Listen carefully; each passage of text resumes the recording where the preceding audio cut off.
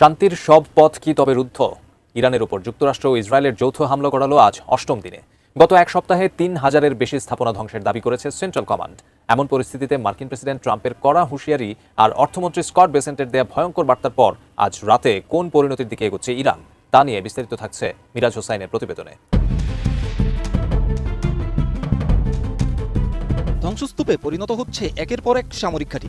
আকাশপথ থেকে ধেয়ে আসছে অত্যাধুনিক মার্কিন ও ইসরায়েলি মিসাইল। গত ২৮ ফেব্রুয়ারি থেকে শুরু হওয়া এই অতর্কিত হামলায় কার্যত দিশেহারা তেহরান। শনিবার পর্যন্ত এই যুদ্ধের অষ্টম দিনে এসে মার্কিন প্রেসিডেন্ট ডোনাল্ড ট্রাম্পের হুঁশিয়ারি আরও কঠোর হয়েছে। ট্রাম্প জানিয়েছেন, ইরান পুরোপুরি নতি স্বীকার না করা পর্যন্ত এই অভিযান চলবে।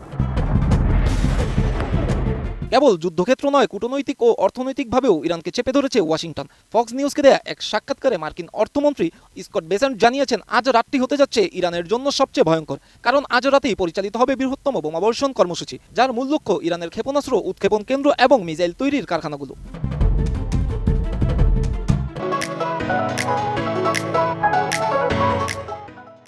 মার্কিন সেন্ট্রাল কমান্ড সেন্টারকমের দাবি, অপারেশন এপিক ফিউরি শুরুর পর থেকে এ পর্যন্ত ইরানে ৩,০০০-এরও বেশি সামরিক স্থাপনায় হামলা চালানো হয়েছে। শুক্রবার সামাজিক যোগাযোগ মাধ্যম এক্সে দেয়া এক বিবৃতিতে জানানো হয়, ব্যালিস্টিক মিসাইল স্থাপনা থেকে শুরু করে আইআরজিসির কমান্ড সেন্টার এবং সামরিক যোগাযোগ ব্যবস্থা সবই এখন মিত্র শক্তির নিশানায়।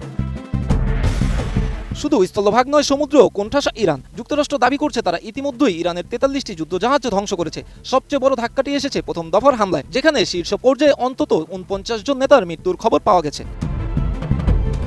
যুদ্ধের প্রথম দিন থেকেই দুর্বল হয়ে পড়েছে ইরানের পাল্টা হামলার সক্ষমতা। জেনারেল ড্যান কেইনের দেয়া তথ্যমতে ২৮ ফেব্রুয়ারি থেকে ইরানের ব্যালিস্টিক ক্ষেপণাস্ত্র নিক্ষেপের হার ৮৬% কমে গেছে। মঙ্গলবার সেই সক্ষমতা কমেছে আরও ২৩%, অর্থাৎ তেহরানের অস্ত্রাগার এখন প্রায় অকার্যকর।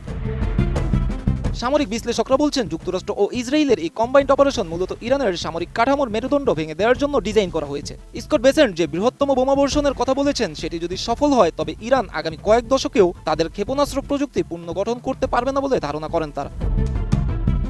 এক সপ্তাহের ব্যবধানে ইরান জুড়ে এখন শুধুই ধ্বংসের চিহ্ন। সর্বোচ্চ নেতৃত্ব হারানো এবং সামরিক শক্তি তলানিতে ঠেকায় তেহরান কি শেষ পর্যন্ত আত্মসমর্পণের পথ বেছে নিবে, নাকি এই সংঘাত মধ্যপ্রাচ্যকে আরো বড় কোনো ধ্বংসযজ্ঞের দিকে ঠেলে দিবে? আজ রাতের সেই বৃহত্তম বোমাবর্ষণ কর্মসূচির দিকেই তাকিয়ে এখন গোটা বিশ্ব। Miraj Hossain, ATN news.